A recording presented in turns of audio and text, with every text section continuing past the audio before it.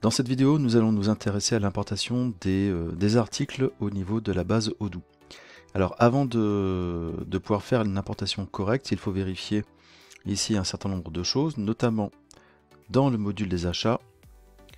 Nous allons bien vérifier que les catégories d'articles présentes dans la base correspondent bien aux données qui seront présentes dans le fichier Excel, tout comme les fournisseurs. Alors dans ce cadre-ci, j'ai créé les deux fournisseurs nécessaires et présents dans le listing des articles à importer, tout comme les différentes catégories d'articles.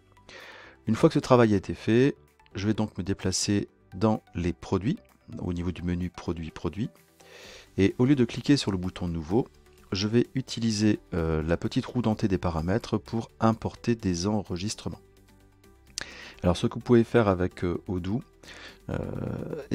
c'est utiliser un fichier Excel qui va être formaté d'une manière un peu particulière, je reviendrai dessus, et qui permettra donc ici d'importer en masse toute une série de données. Alors pour cela, je vais aller chercher le fichier des données concernant les articles. Alors ce fichier, il est à votre disposition dans l'espace des ressources de la base de données Nord Commerce. Je vais donc l'ouvrir. Lorsque j'ai ouvert ce fichier Excel, il me rappelle le nom du fichier et la feuille en cours d'utilisation ici, qui est donc la feuille 1. Bien sûr, vérifiez bien que le paramètre utiliser la première ligne comme en-tête a bien été coché. Ça signifie que votre tableau doit posséder des en-têtes de colonnes.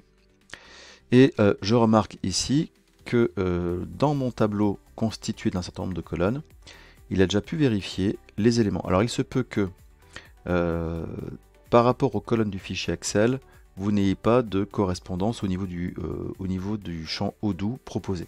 C'est par exemple le cas des product names où il fallait récupérer ici le nom. Et pour les vendeurs, donc pour les noms des vendeurs, allez récupérer donc ici le champ fournisseur de la table fournisseur. Voilà, donc ça, il faut bien vérifier ces deux éléments-là. Avant de faire un import définitif, vous pouvez tester la cohérence du format d'importation. Ici, tout nous semble correct. Donc normalement, cela signifie que la création des articles sera possible, mais aussi que le nom des articles soit OK, que le nom des fournisseurs soit aussi correctement renseigné, ainsi que les catégories de produits. À partir de là, je peux cliquer sur importer, il me fait le travail, et l'intérêt c'est qu'effectivement, j'ai 1, 2, 3, 4, 5, 10 articles en tout qui viennent d'être directement intégrés, dans lequel on retrouve pour chacun des articles le nom, le type de bien, le prix de vente et le coût.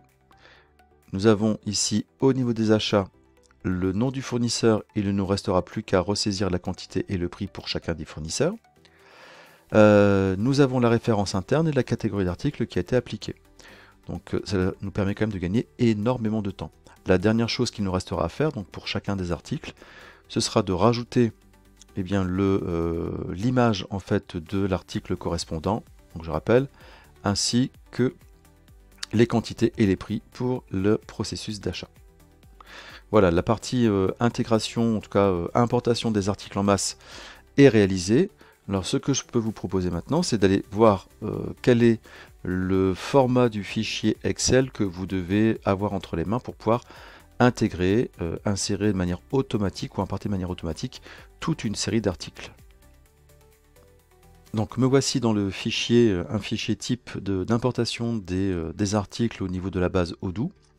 Vous voyez qu'en fait ici, il m'a proposé donc une référence interne, le nom du produit, la catégorie, le vendeur ou le fournisseur, le coût initial, le prix de vente, ainsi qu'une description des articles.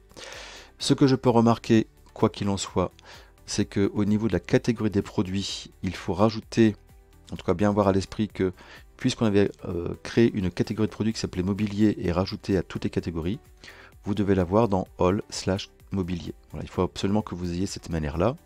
Et le vendeur doit être inscrit exactement de la même manière que la valeur qui existe dans Odoo. Petite chose, nous n'avions pas vérifié si les descriptions de vente étaient bien présentes. Alors je vais me redéplacer au niveau des ventes. Vous voyez qu'ici, la description du produit dans le devis est bien présente.